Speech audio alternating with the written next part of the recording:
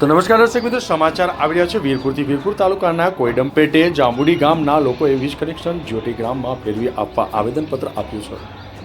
મહીસાગર જિલ્લાના વીરપુર તાલુકાના કોઈડમ પેટે જાંબુડી ગામના લોકોએ ખેતીવાડીમાંથી આપેલ વીજ કનેક્શન જ્યોતિ ગ્રામમાં ફેરવી આપવા આવેદનપત્ર આપ્યું છે। કોઈડમ પેટે જાંબુડી ગામે 30 જેટલા મીટર છે, જે આ તમામ ગ્રાહકોને ખેતીવાડીની વીજ જોડાણમાંથી ઘરના મીટરના કનેક્શન આપેલા છે। ખેતીવાડીનો વીજ પુરવઠો ફક્ત 8 દિવસ જ આવતો હોવાથી આ તમામ ગ્રાહકોને અસંખ્ય તકલીફોનો સામનો કરવો પડી રહ્યો છે।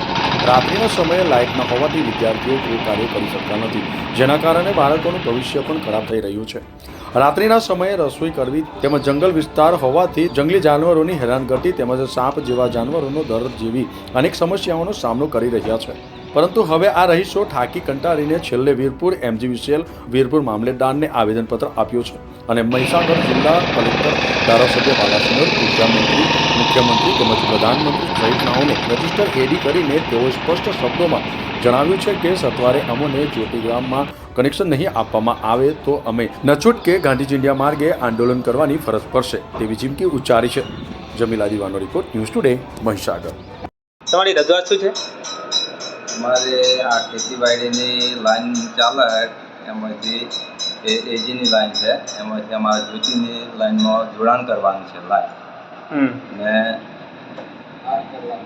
8 કલાકનું લાઇટ મળે છે, એમાં પણ પૂરતું પ્રમાણમાં રહેતું નથી, એટલા માટે અમારે 24 કલાકનું જ્યોતિની લાઇટમાં જોડાણ કરવું છે। કેટલા મીટર છે? મીટર 30 થી 31 મીટર છે અમારે। તો તમે આ બાબતે કોઈને રજૂઆત કરી? આગળ રજૂઆત કરી છે, જે બી બોર્ડમાં કરી, મામલતદારને બી કરી, કલેક્ટર ઓફિસે કરી, મુખ્યમંત્રીને પણ કરી। તો આ બાબતે ઝડપી કાર્યવાહી કરવામાં નહીં આવે તો આપનું આગળનું પ્લાનિંગ શું છે? ઝડપી કાર્યવાહી ના કરવામાં આવે તો બધા માણસો ભેગા મળી અને અમે આંદોલન કરીશું। તમારું નામ?